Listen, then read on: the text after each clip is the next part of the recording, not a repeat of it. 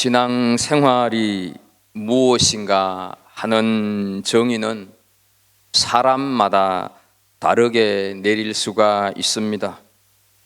여러분들은 신앙생활을 한마디로 정의를 한다고 하면 무엇으로 말씀을 하시겠습니까? 신앙생활은 내 신앙을 삶으로 번역하는 과정입니다. 신앙생활은 내가 믿고 고백하는 것을 삶으로 실천하는 것을 신앙생활이라 할 수가 있습니다. 그러므로 내가 누구를 믿느냐, 내가 무엇을 신앙으로 고백하느냐 하는 것은 매우 중요합니다. 문제는 내 신앙이 일상생활 속에서 번역이 되지 않고 실천이 없는 것이 문제입니다. 날 때부터 맹인이 된 사람이 눈을 뜬 사건을 우리는 몇 주간 살펴보고 있습니다. 앞을 보지 못한다고 하는 것은 어떤 의미가 있습니까? 눈에 빛이 전혀 없다 하는 것이 전제가 되는 것입니다. 요한복음 7장 초막절에 대한 말씀을 나눌 때 초막절 의례 중에서 가장 중요한 것 중 하나가 불을 밝히는 의식이라고 말씀을 드렸습니다. 그리고 요한복음 8장 12절 말씀을 보면 예수께서 또 말씀하여 이르시되 나는 세상의 빛이니 나를 따르는 자는 어둠에 다니지 아니하고 생명의 빛을 얻으리라 하는 이 구절에서 예수님이 세상의 빛이다 하는 이 말씀을 유대인들이 거부하면서 지금까지 논쟁을 하고 있습니다. 그 맥락에서 오늘 살피고 있는 이 요한복음 9장은 예수님께서 맹인의 눈을 뜨게 하심으로 누가 정말 맹인인지 이 세상에서 참 빛이 누구인가를 교훈하고 있는 것입니다. 결국 예수님께서는 자신을 가리켜서 나는 세상의 빛이다 라고 말씀으로만 하신 것이 아니라 맹인의 눈을 뜨게 하심으로 그것을 실천하고 계시는 것을 우리에게 보여주고 있습니다. 우리는 오늘 읽은 본문 말씀을 통하여서 세 부류의 사람들을 만나게 됩니다. 예수님께서 표적 행하시는 것을 직접 경험한 사람, 그리고 그 이적의 소문을 들어서 아는 사람, 그리고 세 번째 부류는 그 소문을 부인하는 사람입니다. 항상 어떤 진실이 있으면 그 진실에 대한 반응도 엇갈리는 것을 보게 됩니다. 먼저 직접 이적을 경험한 사람들의 반응이 13절에 나오고 있습니다. 그들이 전에 맹인되었던 사람을 데리고 바리새인들에게 갔더라. 여기서 말하는 그들은 유대인들로 예수님의 이적을 직접 경험한 사람들입니다. 그런데 왜 이들은 눈뜬 사람을 종교 지도자들인 바리새인들에게로 데리고 갔을까 하는 것이죠. 주님께서 날 때부터 맹인된 사람의 눈을 뜨게 해 주셨습니다. 그리고 그 모습을 본 유대인들과 그가 그리는 것으로 보았던 사람들이 놀라서 네 눈 도대체 어떻게 뜨느냐 하고 물었던 것을 우리는 지난 시간에 살폈습니다. 눈뜬 사람이 대답하기를 예수라 하는 그 사람이 진흙을 이겨 눈에 바르더니 실로암 못으로 가서 씻으라 해서 가서 씻었더니 보게 되었다. 그는 간증을 했습니다. 그러면 어떻습니까? 그것으로 기뻐하고 그것으로 축하할 일 아닙니까? 그런데 왜 이 사람을 데리고 바리새인들에게로 갔을까 하는 것이죠. 이 13절에서 말씀하는 데리고 갔다 하는 이것은 그냥 동행해서 갔다고 하는 의미가 아닙니다. 원문을 보면 잡아가다, 체포하다 하는 이런 의미가 담겨져 있습니다. 악수하면서 축하해줘도 모자랄 판에 붙잡아서 바리새인들에게로 왜 데리고 갔느냐 하는 것이죠. 그 이유가 오늘 14절에서 밝혀지고 있는 것을 보게 됩니다. 14절을 보면 예수께서 진흙을 이겨 눈을 뜨게 하신 날은 안식일이라 이렇게 말씀을 하고 있습니다. 안식일의 규정을 어겼다고 하는 것입니다.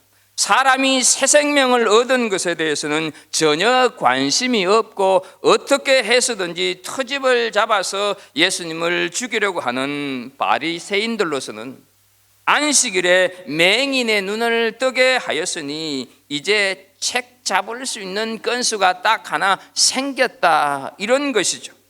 진흙을 이기고 침을 뱉는 행동은 안식일에 금지되어 있었습니다.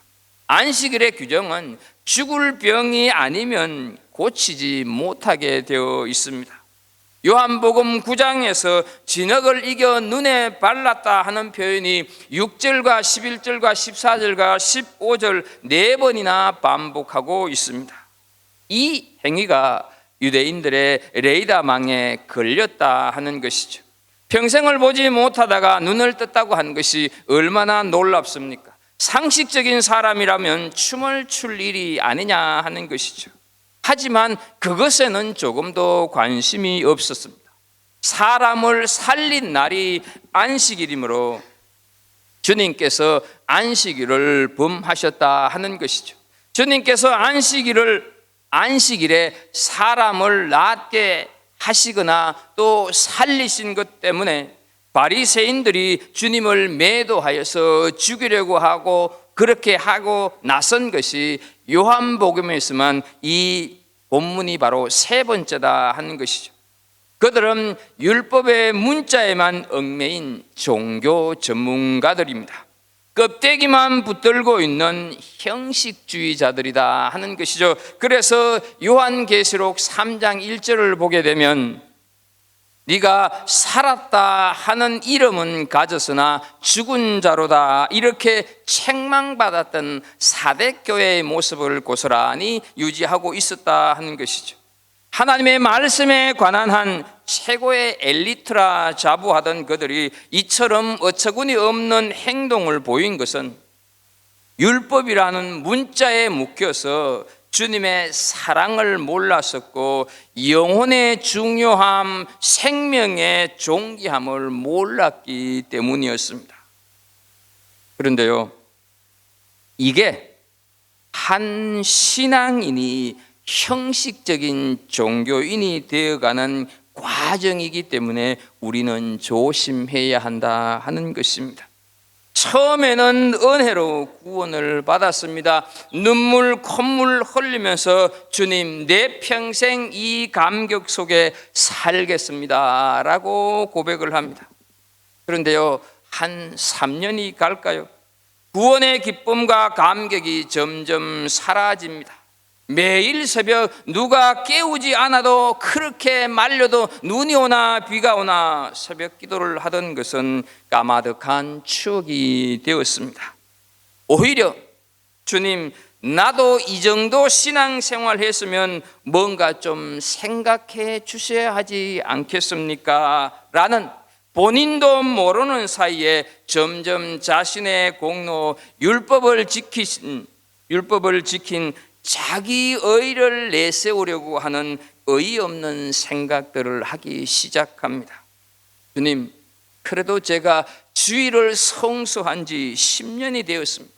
한 번도 빠지지 않고 11조를 한 지 수년이 지났습니다.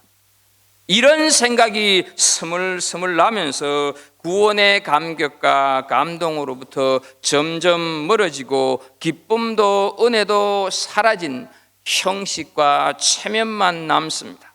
신앙의 뜨거움은 아련한 옛 이야기가 되고 처음 사랑을 버린 지 오래입니다.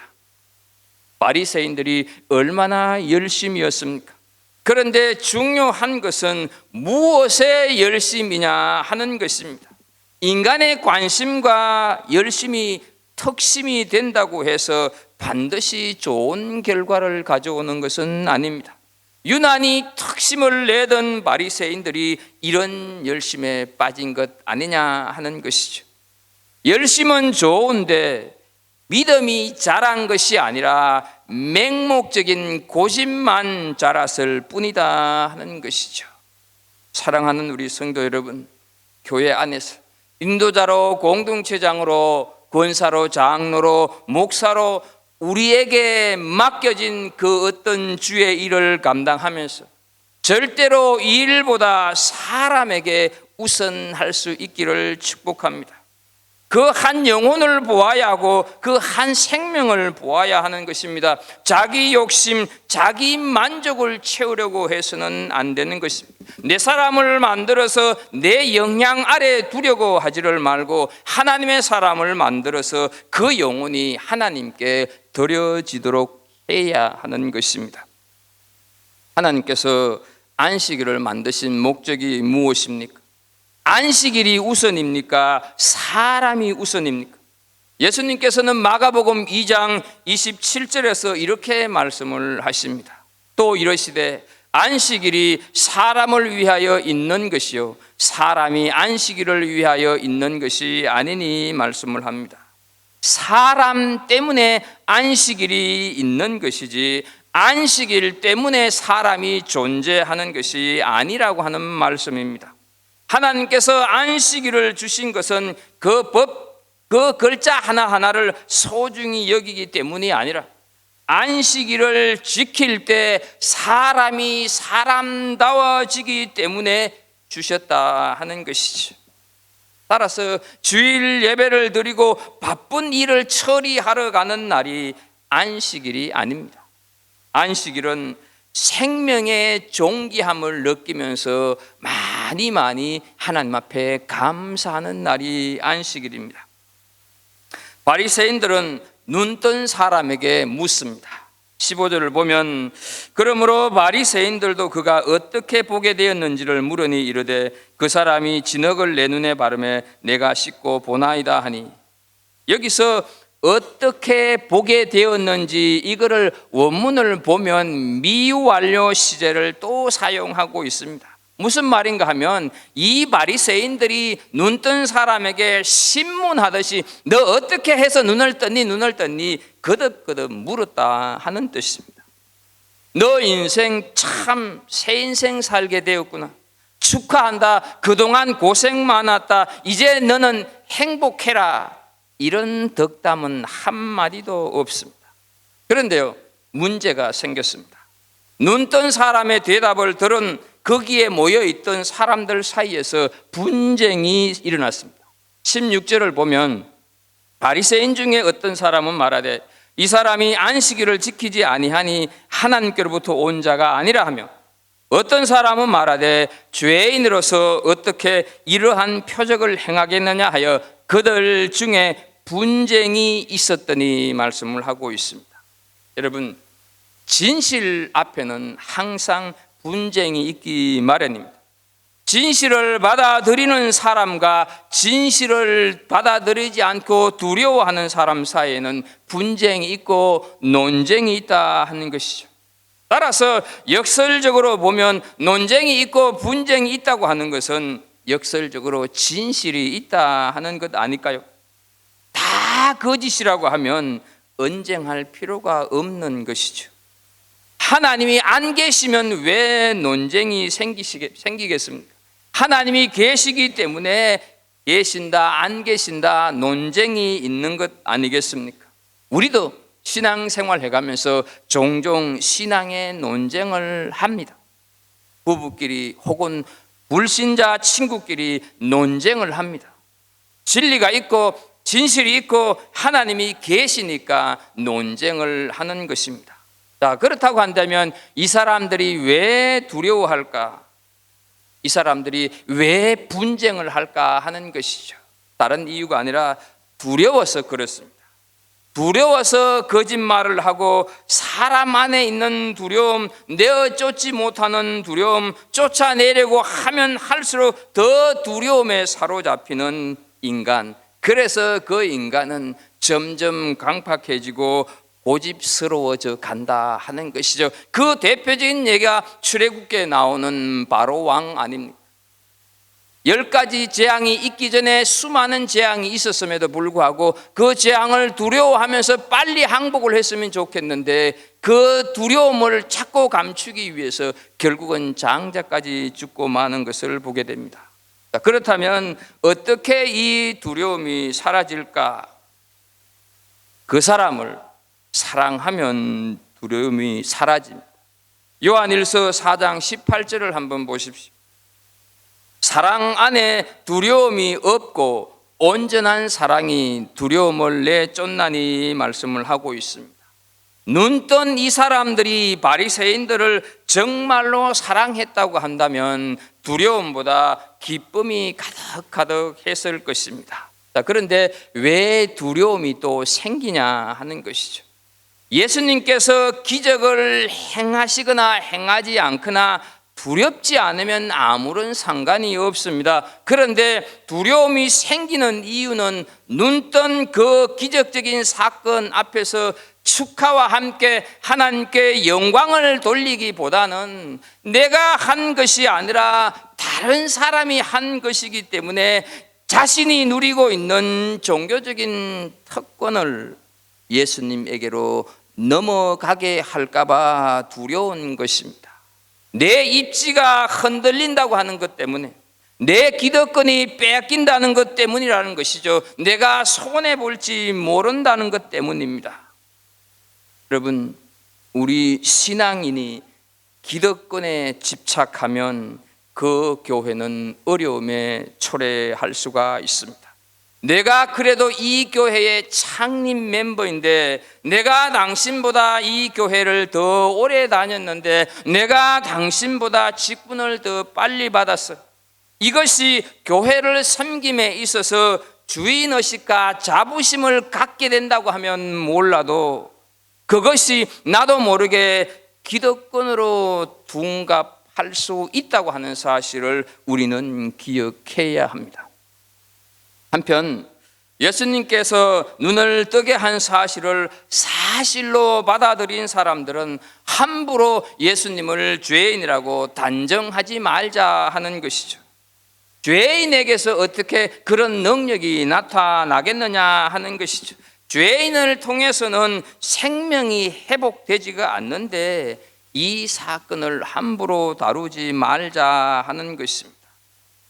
두려움이 있는 곳에는 이런 언쟁이 있기 마련입니다. 진실 앞에 서는 사람들은 이런 상반되는 언쟁이 반드시 있게 마련입니다.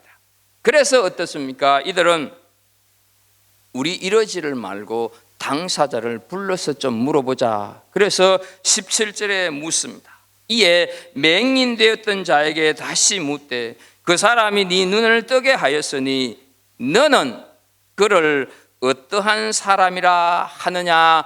대답하되 선지자니이다 하니 이렇게 기록하고 있습니다. 여러분 어떻습니까? 그 사람에게 가서 물어보자 하는 것은 신문당하는 자에게 이 재판을 좀 판결해달라 이런 격 아닙니까? 주객이 전도되고 있습니다. 맹인은 육신의 눈을 뜨면서 자신의 눈을 고쳐준 사람이 누군지도 알게 되는 영안이 열리기 시작을 하는 것입니다. 그래서 예수라 하는 그 사람 이랬다가 이제 이 사람은 어떻습니까? 선지자 이렇게 표현이 달라지고 있습니다. 똑똑한 바리새인들에 비하면 날 때부터 맹인되었던 이 사람이야말로 배운 것도 없고 본 것도 없는 무식꾼입니다. 하지만 이 사람의 주님에 대한 이해는 종교 전문가들을 자처하는 이 사람들보다 훨씬 우위에 있었다 하는 것이죠. 이 사람이 말하는 선지자라고 하는 말은 하나님께서 보내신 분이라고 하는 고백이 담겨져 있습니다. 왜냐하면 어쩌면 이 사람의 머릿속에는 엘리야가 스쳐갔을 수가 있습니다. 요단강에 가서 씻으라 했을 때 문둥병이 나았던 아람 장수 나만을 떠올리면서 그렇게 병을 고치는 분이라고 하면 엘리야와 같은 선지자가 아니냐 이 생각을 한 것이죠. 바리새인들은 치유된 이 사람의 삶에 대해서는 1도 관심이 없습니다. 이 사람의 과거, 이 사람의 현재, 그리고 이 사람이 어떤 가능성 앞에 서 있는지 미래에 대한 관심 전혀 없다 하는 것이죠. 소위 안다고 하는 전문가들이 보여주는 냉혹함을 우리는 보게 된다 하는 것이죠. 그러나 주님께서는 누구의 죄 때문이냐 하는 질문 앞에 그것이 아닌 이 사람을 가장 잘 살 수 있게 해주는 일이 무엇일까 하는 것을 고민하셨다 하는 것이죠. 우리가 예수를 믿는다고 하는 것은 바로 이 예수님의 마음을 얻기 시작해야 하는 것입니다. 그래서 빌립보서 2장 5절 말씀을 보게 되면 너희 안에 이 마음을 품으라 곧 그리스도 예수의 마음이니 우리 안에 예수님의 마음을 품기를 원하신다 하는 것이죠. 이 눈뜬 사람은 바로 이런 마음과 부딪혔기 때문에 당당하게 선지자 하나님께서 보내신 분이라고 저는 믿습니다 라는 말을 하고 있는 것이죠. 그런데요, 우리가 여기서 눈여겨보아야 할 것이 하나 있습니다. 그것은 다른 것이 아니라 자신의 어떤 경험을 언어로 표현될 때, 말로 표현되어질 때 그 언어가, 그 표현된 말이 나에게 깨달음으로 다가온다 하는 것이죠. 그래서 말이 되지 않는 것, 언어화되지 않는 것은 내 경험이 아닐 수가 있습니다. 여러분들이 잘 아는 김춘수 시인의 꽃이라고 하는 시 중에서 짧게 읽어드리겠습니다. 내가 그의 이름을 불러주기 전에는 그는 다만 하나의 몸짓에 지나지 않았다. 내가 그의 이름을 불러주었을 때 그는 나에게로 와시 꽃이 되었다. 몸짓에 지나지 않던 것이 말로 표현되자, 언어로 표현되자 꽃이 되었다 하는 의미입니다. 눈뜬 사람은 그동안 예수님을 그 사람이라고 했는데 선지자니다 라고 하니까 예수 그리스도가 달리 보이기 시작했다 하는 것이죠. 그래서 여러분, 언어가 달라지면 세상을 바라보는 방식이 달라집니다. 자식에게 하는 말이 달라지면 그 말을 하는 내가 자식을 바라보는 방식이 달라지고 그 말을 듣는 자녀도 나를 보는 방식이 달라진다고 하는 것을 기억하십시오. 남편과 아내에게 하는 말이 달라지면 남편과 아내를 바라보는 방식이 달라지고 그 말을 듣는 남편과 아내 역시 나를 바라보는 방식이 달라진다 하는 것입니다. 그래서 잠언 15장 23절을 보게 되면 사람은 그 입의 대답으로 말미암아 기쁨을 얻나니 때에 맞는 말이 얼마나 아름다운고 라고 말씀을 하고 있습니다. 눈뜬 사람이 그분이 선지자입니다 라고 하자 이 사실을 믿으려고 하지 않았던 이들이 이번에는 어떻습니까? 그 사람의 부모를 소환하고 있습니다. 18절 19절을 보면 유대인들이 그가 맹인으로 있다가 보게 된 것을 믿지 아니하고 믿을 생각이 전혀 없었던 것이죠. 그 부모를 불러 묻되 이는 너희 말에 맹인으로 났다 하는 너희 아들이냐? 그러면 지금은 어떻게 해서 보느냐? 어떻습니까 여러분? 사실 여부를 믿지 않으려고 하니까 사실 여부를 확인하는 대단히 집요한 사람들의 모습을 보게 됩니다. 자신들의 기득권을 지키기 위한 몸부림을 이렇게 치고 있는 것이죠. 그 부모의 대답이 20절 21절입니다. 그 부모가 대답하여 이르되 이 사람이 우리 아들인 것과 맹인으로 난 것은 아나이다. 그러나 지금 어떻게 해서 보는지 또는 누가 그렇게 그 눈을 뜨게 하였는지 우리는 알지 못하니 그에게 물어보소서. 그가 장성하였으니 자기 일을 말하리이다. 이 대답을 하고 있습니다.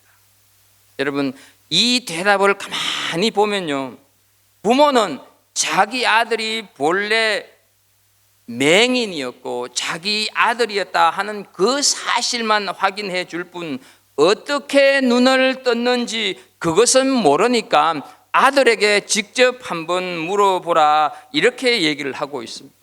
사실 바리새인들이 이 사람이 전에 맹인이었느냐 아니었냐 여기에 관심을 두고 부모에게 물은 것은 아닙니다. 왜냐하면 이 사람이 맹인이었다고 하는 것은 그 동네 사람들이 다 아는 사실이기 때문입니다.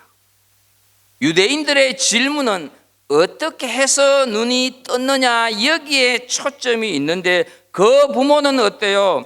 이들의 초점을 슬쩍 피하면서 답을 내놓고 있는 것을 보게 됩니다. 여러분, 그 부모가 정말 자기 자식이 어떻게 눈을 떴는지 몰라서 아들이 장성했으니 직접 물어보라 이렇게 했을까요? 결코 그렇지 않습니다. 그러면 왜 부모가 이런 식으로 아주 교묘하고 우유부단한 대답을 하고 있을까?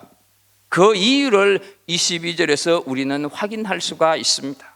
그 부모가 이렇게 말한 것은 이미 유대인들이 누구든지 예수를 그리스도로 시인하는 자는 출교하기로 결의하였으므로 그들을 무서워함이라 말씀을 하고 있습니다. 그의 부모는 자기 아들의 눈을 떠주게 한 분이 예수님이라고 하는 사실을 이미 알고 있었습니다. 여러분, 아들이 눈을 뜨고 왔는데 그거를 모를 부모들이 어디 있겠습니까? 그럼에도 불구하고 아들에게 물어보라고 하는 것은 자율적인 교육 철학을 지닌 부모였기 때문이 아닙니다. 누구든지 예수를 그리스도라고 시인을 하면 출교시킨다고 하는 사실을 이 부모는 알고 있었기 때문입니다. 예수님이 아들의 눈을 뜨게 해 주셨다 이렇게 대답할 경우 자칫 예수님을 그리스도로 시인하는 것이 되어서 유대인들로부터 출교당할까 봐 지레 겁을 먹고 있었다 하는 것이죠. 여러분, 출교는 이스라엘 백성들에게 가해지는 최고의 종교 형벌로서 출교를 당하면 성전 출입이 금지되고 어떤 법적인 보호도 받을 수가 없습니다. 예를 들어서 길을 가다가 억울하게 맞아 죽는 일이 생겨도 법적인 도움을 받을 수가 없습니다. 다른 사람과 어울리지도 못할 뿐더러 출교 처분을 받은 사람이 죽을 경우에는 그 사람을 위해서 복을 하는 것도 금지가 되어 있는, 그래서 출교는 한마디로 그 사람에게 사망 선고와 같습니다. 그러니 무서워서 이 부모는 아들에게 물어보아라고 발뺌을 하고 있습니다. 여러분, 그렇다고 한들 이 부모의 대답을 어떻게 생각을 합니까? 23절을 보면 그에게 물어보소서라고 하고 있는데 부모의 대답을 어떻게 생각을 하십니까? 자식이야 죽든 말든 나와는 상관이 없고 나만 살면 그만이라고 하는 뜻 담겨 있지 않습니까? 아무리 출교가 무섭다 할지라도, 아니 출교가 무서운 만큼 도저히 피할 수 없는 상황이라면 자식을 살리고 부모가 대신 출교당하는 것이 부모된 자의 책임이 아니냐 하는 것이죠. 여러분, 결국 좀 더 내려가서 이 9장 34절을 보게 되면 부모가 책임져야 할 이것이 자식에게 전가되어서 이 사람은 끝내 출교를 당하고 있습니다. 어쩌면 그 부모들은 자신들이 출교당하지 않은 것을 다행스럽게 여겼는지 모릅니다. 그러나 아무리 우리가 생각해 본다 할지라도 이 부모는 어떻습니까? 부인할 수 없는 분명한 한 가지 사실은 있습니다. 자기들이 살기 위해서 자식을 팔아버린 세상에서 가장 추하고 비열한 인간이라고 하는 주홍 글씨를 달고 그는 평생을 살아갔을 것입니다. 나중에 주님께서 그리스도이심이 만천에 밝혀졌을 때 이 부모는 자식 보기에 얼마나 부끄러웠을까 하는 것이죠. 공동체 안에서 이렇게 출교는 무서운 것입니다. 공동체 안에서 배제를 당하는 것은 그리 좋은 일은 아닙니다. 출교를 당하면 이 출교당한 사람과 먹어서도 안 되고 말을 해서도 안 됩니다. 같이 걸어서도 안 되고 눈길을 서로 주어도 안 됩니다. 여러분, 왕따를 당한 아이들이나 직장인들이 극단적인 선택을 하는 이유를 우리는 좀 이렇게 이해가 되지 않습니까? 그러니까 이 부모는 사회적인 배제, 사회적인 그 출교, 이것이 두려워서 자기 자식에게 일어난 놀라운 사건을 보고 기뻐하고 행복해하고 주님이 하신 일입니다 라고 하지를 못하고 그에게 물어보소서라고 남 이야기도 하듯이 하고 있다 하는 것이죠. 슬픈 현실의 모습을 보여줍니다. 종교가 타락하면 권력이 됩니다. 권력은 사람을 자꾸 올가맵니다. 그러나 복음은 사람들을 자유하게 합니다. 그리스도인들은 타인을 열린 마음으로 수용해야 하는 것입니다. 예수님에게는 배제라고 하는 것이 없었습니다. 출교라고 하는 것이 없었다 하는 것이죠. 모두를 다 품었다 하는 것이죠. 사회적으로 배제되었던 죄인들, 세리들, 창녀들 모두를 예수님은 환영했고 품었습니다. 절대로 예수님의 마음에서 그들을 출교시키지 않았습니다. 오히려 그들을 환대했다 하는 사실이죠. 그리고 그 환대의 클라이막스가 십자가의 죽으심이다 하는 것이죠. 주님은 우리의 아픔도 품으시고, 주님은 우리의 고통도 배제하지 않으시고, 주님은 우리의 실패, 우리의 연약함, 우리의 슬픔도 가슴에 안고 십자가에 죽임 당하셨습니다. 하나님께서는 우리를 품으시기 위해서 독생자 예수 그리스도를 배제시키시고 십자가로 내몰았다 하는 사실이죠. 그래서 로마서 5장 8절 말씀을 보게 되면 우리가 아직 죄인 되었을 때 그리스도께서 우리를 위하여 죽으심으로 하나님께서 우리에 대한 자기의 사랑을 확정하셨느니라 말씀을 하고 있습니다. 십자가의 죽으심을 체험하며 재현하는 삶을 사는 것이 사순절의 삶입니다.